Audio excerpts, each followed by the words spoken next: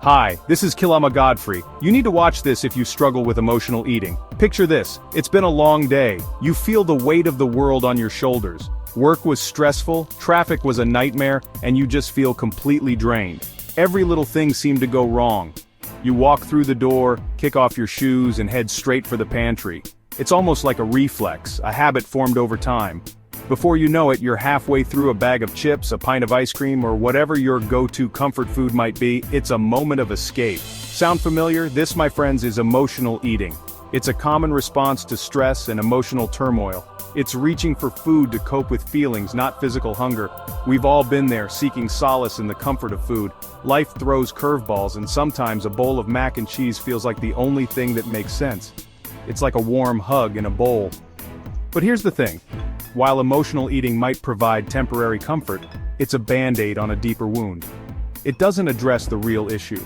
It's important to recognize that emotional eating isn't about willpower, it's about understanding the connection between our feelings and our food choices. It's about self-awareness. When we address the root cause of our emotional eating, we can start to heal the relationship we have with food and ourselves. It's a journey towards a healthier, more mindful way of living. Let's talk about stress. It's something we all experience, whether it's from work, relationships, or just the daily grind. It's a normal part of life, right? We encounter stress in various forms every single day. But did you know that chronic stress can actually rewire your brain to crave unhealthy foods? Yes, the very foods that we know aren't good for us. When you're stressed, your body releases a hormone called cortisol. This hormone plays a crucial role in how your body responds to stress. Cortisol is your body's built-in alarm system, designed to help you handle stressful situations. It's like an internal alert that prepares you for action. Think of it like this. In the face of danger, cortisol tells your body to store fat, especially around your midsection for quick energy. This was essential for our ancestors. In the caveman days, this was helpful for survival. It ensured they had enough energy to escape predators or hunt for food. But in today's world, where stress is more often caused by deadlines and traffic jams than saber-toothed tigers, this cortisol surge leads to weight gain and an increased risk of health problems. Our bodies haven't adapted to modern stressors. And here's the kicker: cortisol doesn't just tell your body to store fat, it also increases your appetite for sugary, fatty foods. These cravings can be hard to resist. Why? Because in the short term, these foods provide a quick burst of energy and a sense of reward, which can temporarily dampen the stress response. It's a quick fix that feels good momentarily. But this relief is fleeting, and the cycle continues, leaving you feeling even more stressed and out of control. It's a vicious cycle that can be hard to break. I've seen countless individuals on my show struggle with emotional eating. It's a topic that resonates with so many because it's a common issue that often goes unnoticed. I think of Sarah, a young woman who turned to food for comfort after a difficult breakup. She felt isolated and found solace in eating, which temporarily masked her emotional pain.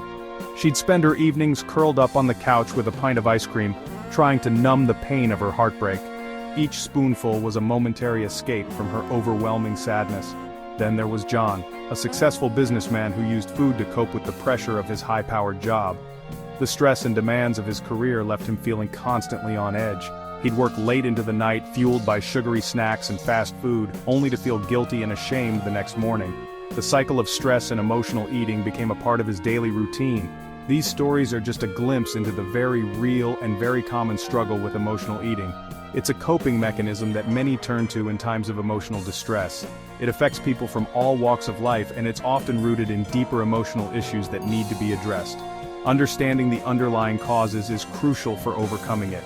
It's important to remember that you are not alone in this. Seeking support from friends, family, or professionals can make a significant difference.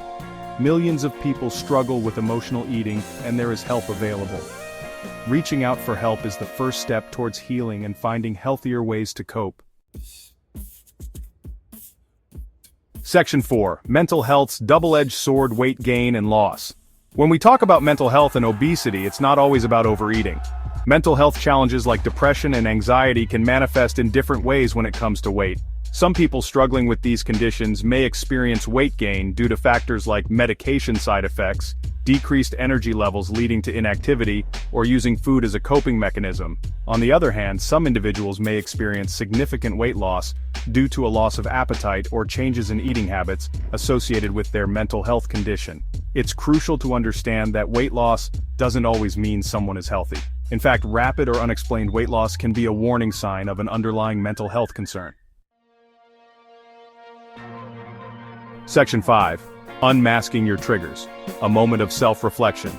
Now I want you to take a moment to reflect on your own relationship with food. What are your emotional eating triggers? Is it stress from work, loneliness, boredom, relationship problems? Grab a journal and jot down the situations, feelings, or times of day that make you want to reach for comfort food. Understanding your triggers is a crucial step in taking control of your eating habits.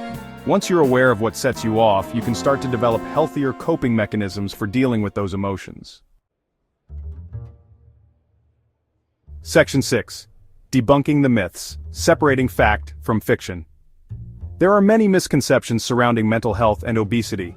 Some people believe that individuals struggling with weight are simply lacking in willpower or motivation. Others might assume that mental health challenges are a sign of weakness. These harmful stereotypes only perpetuate stigma and prevent individuals from seeking the help they need.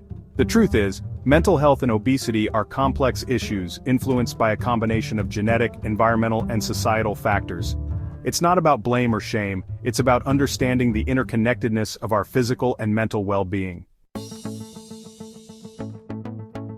Section 7. Taking Charge. Your guide to mental and physical wellness. So, how do we break free from the cycle of emotional eating and prioritize both our mental and physical health? It starts with taking a holistic approach. This means addressing the underlying emotional issues that contribute to unhealthy eating habits, while also adopting lifestyle changes that support overall well-being. Seek professional help if you're struggling.